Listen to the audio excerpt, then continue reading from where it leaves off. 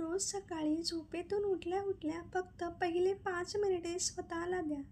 तुमच्या आयुष्यात असे चमत्कारिक बदल होतील की तुम्ही स्वतः थक्क व्हाल. बऱ्याचदा आपण सकाळी उठल्यावर मोबाईल हातात घेतो आणि नको ते टेन्शन डोक्यात भरतो. पण रोज सकाळी एक गोष्ट नक्की करा.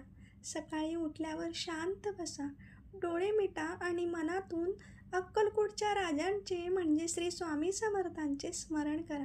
स्वामींच्या या नामामध्ये ती अथांग शक्ती आहे, जी मनातील संपूर्ण नकारात्मकता नष्ट करून आपल्याला प्रचंड मानसिक बळ देते.